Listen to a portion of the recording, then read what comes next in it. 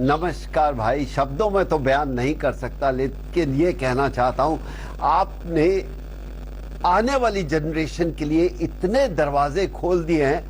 आज माँ बाप ये नहीं कहेंगे कि चल जाके डॉक्टर इंजीनियर बन, आज ये कहेंगे कि नीरज जैसा बन। Thank you sir. नहीं सर, आप सभी भी, आप सभी को आपकी देख जो के मेहनत, हमारी जी नहीं, आपका ही है, आपका ही है। जी जी आप सभी को देख के, आप इतने अच्छे अच्छे खिलाड़ी रहे हमारे देश के, और आप सभी को देख के फिर हम जैसों का मार्गदर्शन हुआ, और हमने मेहनत की। उसके बाद फिर हम भी कोशिश कर रहे हैं कि हम कुछ अच्छा करें देश के लिए, ताकि आने वाली जनरेशन है वो और अच्छा करे। तो ऐसे ही ये चलती है जी, तो एक दूसरे से सीखते हैं हम। नहीं, कितना हम ज्यादा नहीं जानते। और शायद अब एक बात तो सही है कि जेवलिन के बारे में एक बच्चे से लेके बूढ़े तक सब जानते होंगे। आपको ये शौक कहां से पैदा हुआ? और दूसरा, क्या जेवलिन जो आज इंटरनेशनल मार्केट में मिलता है उसको लाना आसान था? नहीं, मुझे लगता है कि जब मैं एक स्टेडियम में गया था तो बिल्कुल भी मैं इसको, स्पोर्ट्स को नहीं जानता था, क्योंकि एक एथलेटिक्स का एक इवेंट है, जेवलिन थ्रोइंग इवेंट है। तो एक बिल्कुल मेरे लिए एक नया गेम था, और मुझे पता नहीं था कि इसमें क्या करियर भी बनता है या नहीं। और कोई अपने इंडिया में ऐसा कोई प्लेयर भी नहीं दिखता कि हाँ उसको देख के हम कर सके। बस पता नहीं क्यों मुझे अच्छा लगा, और मैंने बस शुरू कर दिया। और मेरे सीनियर का मेरे साथ मतलब बहुत ज्यादा उनका साथ रहा, उनकी सपोर्ट रही। तो कहीं ना कहीं बस उनकी सपोर्ट की वजह से मैंने किया, और फिर उसमें अपने पूरे मन से मेहनत की, और तब जाके यहाँ तक पहुंचा हूँ। थोड़ा मुश्किल था शुरू में, लेकिन फिर जब मेहनत करते गए और रिजल्ट आता गया तो धीरे धीरे सब कुछ ठीक होता चला गया। बेटा नीरज बेटा, अगर आसान से मिले तो उसका मजा भी नहीं है। मैं स्कूल में किया करता था, जब मैं एक बार पहले जेवलिन थ्रो फेंकी तो मेरे पीछे पीठ पर लगा था, उसके बाद मैंने छोड़ दिया। तो इसलिए जो आपने किया है, हम जानना चाहते हैं कि कितनी करीब से किन किन लोगों ने आपको सही मायने में आपकी हेल्प की? देखो, सबसे पहले तो मैं ग्राउंड पे गया था जी, तो सबसे पहले तो फैमिली का सपोर्ट होता है। फैमिली ने सपोर्ट किया। मेरे छोटे अंकल हैं सुरेंद्र कुमार, वो मुझे स्टेडियम में लेके गए। मैं थोड़ा अनफिट सा था, बस वो मुझे फिटनेस के लिए लेके गए थे। उसके बाद स्टेडियम में जाके मैंने मेरे दोस्तों को, मेरे सीनियर को मैंने वहां पे थ्रो करते देखा, तो बस मुझे अच्छा लगा, और मेरा भी मन किया कि मैं भी यही गेम करूंगा। और फिर उन्होंने मेरा काफी सपोर्ट किया। उसके बाद वहां से धीरे धीरे करके मैं स्टेट खेला, नेशनल खेला, फिर मेरा नेशनल कैंप में सिलेक्शन हो गया। उससे पहले हम पंचकुला में ट्रेनिंग करते थे। तो धीरे धीरे करके थोड़ा थोड़ा करके एक अच्छा सेंटर मिलता गया, और अच्छी फैसिलिटी मिलती गई, और अच्छे कोचेज मिलते गए। तो सभी का मैं मानता हूँ कि ये काफी योगदान रहा है। उसके बाद फिर मैं पटियाला नेशनल कैंप में गया, वहाँ पे एथलेटिक्स फेडरेशन ऑफ इंडिया ने, और बाद में सभी साई टॉप्स और फिर फॉरेनर कोच भी बुला लिए, तो काफी उनका साथ रहा। 2015 में मैंने जेएसडब्ल्यू स्पोर्ट्स ज्वाइन किया, तो उनका भी काफी सपोर्ट रहा। तो मैं बोलता हूँ कि ये सभी एक टीम वर्क है जी, वो सभी का एक मेरे ऊपर जो एक सपोर्ट रहा है, वो सभी मेरे साथ एक अच्छे से रिलेशन रहा है। तो उनके सपोर्ट की वजह से आज मैं यहाँ पे पहुंचा हूँ, और बाकी आप सभी की दुआओं का नतीजा है जी। और मुझे ये भी जानना है कि एक जेवलिन की कीमत 100 रुपया है और 1 लाख रुपया है। यकीन नहीं आता, लेकिन उसके लिए बहुत संघर्ष किया होगा लेने के लिए, क्योंकि ड्यूटी भी लगती है, बाकी भी लगता है। किस किस इंसान ने आपकी हेल्प की? बिल्कुल जी, देखो जेवलिन तो अपने पैसों की तो लेने का था ही नहीं, इतनी हिम्मत की मैं अपने पैसों की ले लूं। पर जब मैं पटियाला गया, क्योंकि मैं जब पंचकुला था वहां पे इतने अच्छे जेवलिन नहीं थे, बहुत ही एक जो सबसे सस्ते वाले जेवलिन है वो हम थ्रो करते थे। जैसा भी वो सेंटर था उसको देखते हुए वो अच्छे थे। उसके बाद जब मैंने पटियाला नेशनल कैंप ज्वाइन किया NIS में, तो वहाँ पे मुझे डाइट भी पहले से बेटर मिली, और फिर फैसिलिटीज बहुत अच्छी थी, अच्छे अच्छे सीनियर एथलीट के साथ ट्रेनिंग करने को मिला। और वहाँ पे जो एक वर्ल्ड लेवल की जेवलिन है, world class javelin, Nordic sport और नीमत की, तो वो सभी मिली वहाँ पे हमको कैंप में, जो कि हमारी फेडरेशन और साई वहाँ पे कैंप जो लगवाते हैं एथलीट्स के लिए। तो बिल्कुल ये सभी हमारे गवर्नमेंट का बहुत इसमें योगदान रहा है कि उनकी वजह से हमने, मतलब हमको इतनी सपोर्ट मिली, हमको अच्छी जेवलिन मिली और ट्रेनिंग फैसिलिटी मिली, और फिर हमको बाहर फॉरेन में ट्रेनिंग करने के लिए भेजा, फॉरेनर कोच मिले। जी। और एक चीज और जानना चाहता था मैं कि ये जेवलिन मशीन क्या होती है। देखिए, मैं एक कॉमन इंसान की तरह बात कर रहा हूं कि ये कुछ ही देशों के पास मशीन जो आज बहुत चर्चा में है, आप उसके बारे में थोड़ा बताएंगे हमें? हाँ जी, बिल्कुल। ये कुछ कंट्री के पास ही है, जर्मनी, चाइना, और शायद मुझे और दूसरे कोई ध्यान नहीं है, और अभी अपने इंडिया में आई है। तो ये खासकर मतलब हमारी शोल्डर स्ट्रेंथ के लिए होती हैं, और ये भी हमारी गवर्नमेंट ने, साई टॉप्स और फेडरेशन ने ये मशीन मंगवाई है, 2 मशीन मंगवाई है पटियाला में। तो अभी मैं बाहर आ गया था कैंप के लिए अपने कोच के साथ, क्लाउस बार्टोनी जो जर्मनी के कोच हैं, लेकिन अभी जाके मैं उन मशीन्स को यूज करूंगा। मैंने अभी तक उनको देखा नहीं है, पर मुझे लगता है कि वो हमारे लिए काफी यूजफुल रहेंगी। और नीरज, एक और बात जानना बहुत इच्छुक हूं, क्योंकि खिलाड़ी रह चुका हूं, ये जानना चाहता हूं कि जो डाइट, जो आपका खाना, ये कैसा होता था? क्योंकि हमारे टाइम तो खाना कुछ भी मिल जाए हम खाते थे। आजकल सुना भी बहुत सोच समझ के खाना पड़ता है। क्या आपका भी वही हालात थे? बिल्कुल सर, जब हम खुद खाना बनाते थे तो थोड़ा सा लापरवाही कई बार कर लेते थे, क्योंकि 2011 से लेके 2015 जब तक मैंने नेशनल कैंप ज्वाइन नहीं किया था, तो हम खुद खाना बनाते थे, तो उसमें थोड़ा सा हम अच्छे से फॉलो नहीं कर पाते थे। लेकिन जब मैं NIS में गया तो वहाँ पे मुझे प्रॉपर डाइट, और जो एक एथलीट को एक प्रॉपर सब कुछ किस टाइम पे खाना है, क्या खाना है, वो सभी वहाँ पे मिला। और बस वहाँ पे जो एक परफेक्ट एथलीट के लिए जो डाइट होती है वो मुझे मिली, और धीरे धीरे करके अभी और इम्प्रूवमेंट हो रही है। तो मुझे लगता है कि जो एक चेंज आ रहा है अपने इंडियन स्पोर्ट्स में, और धीरे धीरे करके हर चीज में, डाइट में, फैसिलिटीज में, तो वो बहुत अच्छे से आ रहा है, और वो उसका हमको आगे जाके बहुत फायदा मिलेगा। और दूसरी चीज जानना चाहता हूं कि मुझे मालूम थोड़ा बहुत हो रहा है, क्योंकि आपकी स्पोर्ट्स अभी वापस आई है, और हम जानना चाहते हैं कि बहुत सरकार ने हेल्प की, बहुत कहते हैं कि करोड़ों रुपए खर्च हुए आप पे। क्या ये सही है? खाने से लेके, कपड़ों से लेकर कहीं कोई कमी तो नहीं थी किसी चीज की? अगर थी तो थी, ऐसा नहीं कि नहीं थी। जी नहीं, मुझे लगता है कि बस थोड़ा सा कोरोना की वजह से थोड़ी दिक्कत थी कि हम बाहर खेलने नहीं जा पा रहे थे, और उसका भी सभी ने मिलके बहुत ही ज्यादा, अपनी गवर्नमेंट ने और सभी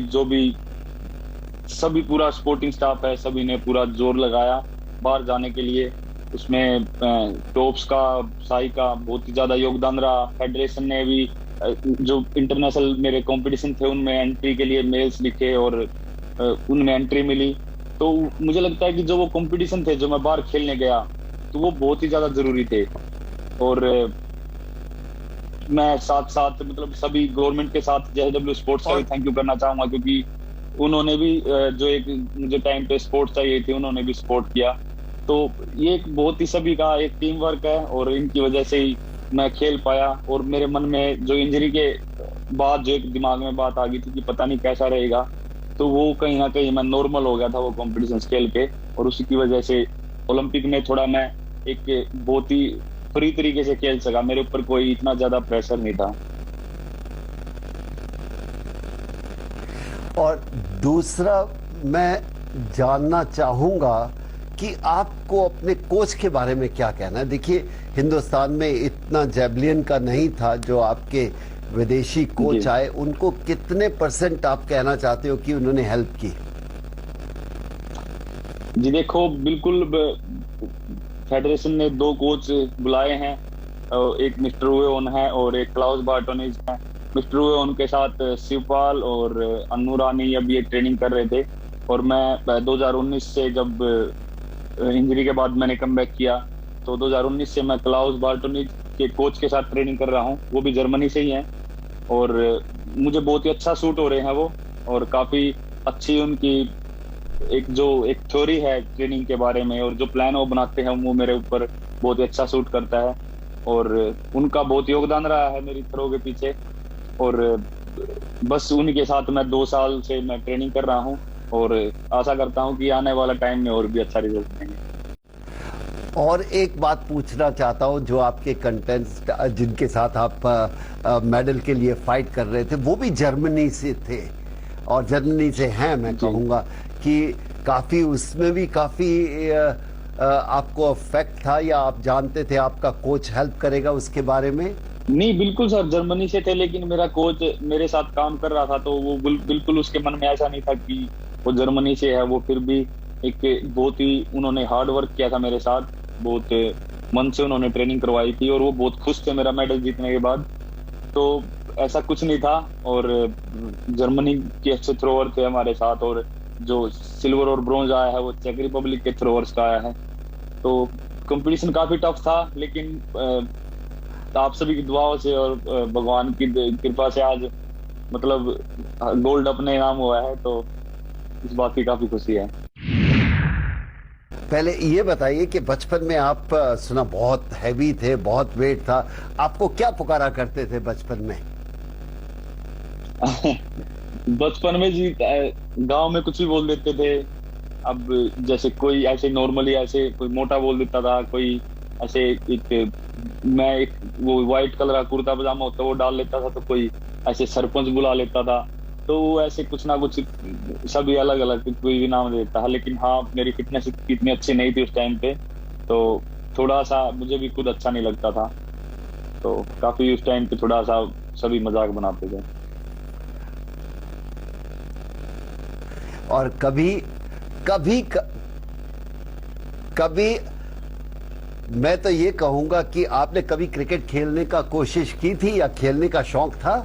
बिल्कुल जी, हम खेलते थे क्रिकेट, और जब छोटे थे काफी, तो क्रिकेट का तो अपने वहाँ पे इंडिया में बहुत ज्यादा है ही, तो हम सुबह सुबह उठ के क्रिकेट खेलने जाते थे, और काफी क्रिकेट खेला है मैंने। हाँ, ये जरूर है कि मुझे देखना इतना पसंद नहीं था, पर मुझे खेलना बहुत ज्यादा पसंद था, तो मैं खेलता ज्यादा था और देखता बहुत ही कम था, क्योंकि बहुत खासकर टेस्ट मैच बहुत लंबे चलते, तो हम कोशिश करते कि इससे अच्छा तो खेल ही ले।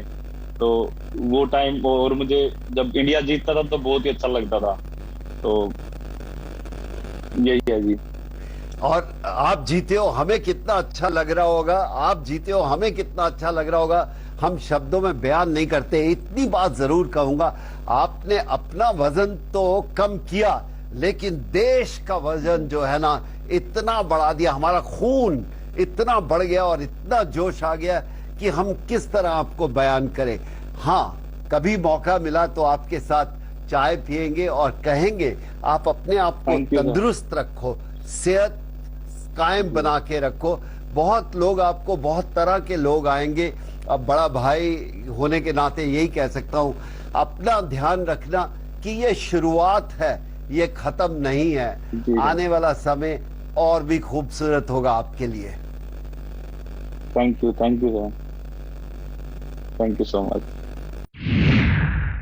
मैं जाने से पहले ये कहूंगा कि जब हमने क्रिकेट वर्ल्ड कप जीता, उसके बाद हमें ऐसा लगा कि क्रिकेट की वो शुरुआत थी, शुरुआत तो शुरू से थी, वो एक ऐसा दरवाजा खुला कि हर बच्चा बनना चाहता है, और जो आपने किया है वो तो कमाल है।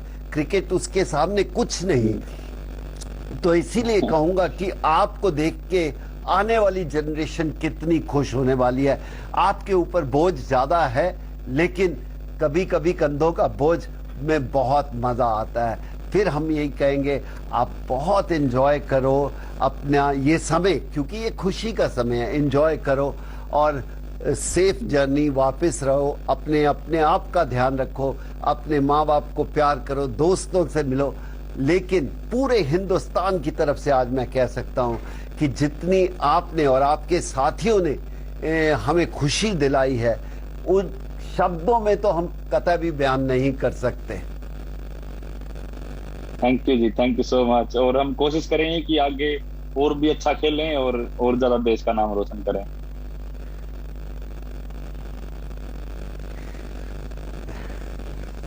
एक बात पूछ सकता हूं, और वो ये जी जी बिल्कुल जी, कि अब तो आपके ऊपर प्रेशर शादी का भी आने वाला है, आपके ऊपर शादी का भी प्रेशर आने वाला है, उसका कैसे संभालोगे अपने आप को?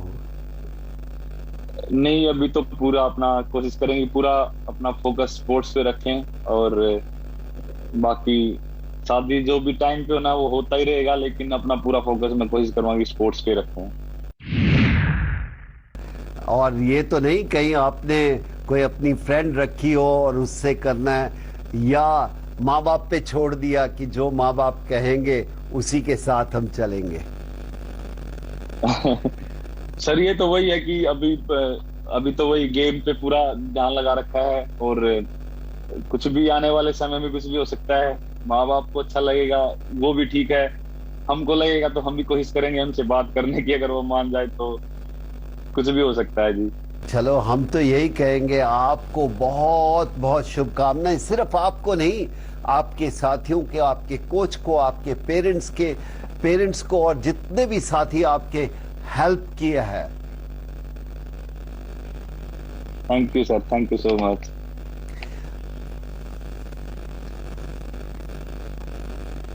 मैं आपको एक गाना सुनवाना चाहता हूं, जो हमारा सुनील गावस्कर, जो मेरे भी हीरो रहे हैं, वो आपकी जीत के बाद स्टूडियो में बैठे थे और वो किस तरह गाना गा रहे थे। अगर आपको सुनना है तो मैं थोड़ा सुनवाता हूं, अपने ऑफिस से बोलता हूं कि अगर वो गाना सुनवा सके सुनील गावस्कर का तो बहुत ही अच्छा लगेगा। बिल्कुल बिल्कुल सर, बिल्कुल। मेरे देश की धरती, मेरे देश की धरती, सोना उगले उगले हीरे मोती। मेरे देश की धरती, मेरे देश की धरती, मेरे देश की धरती, सोना उगले उगले हीरे मोती। मेरे देश की धरती। हीरे मोती अभी ओलंपिक में मेडल में नहीं होते हैं। यकीन नहीं करेंगे,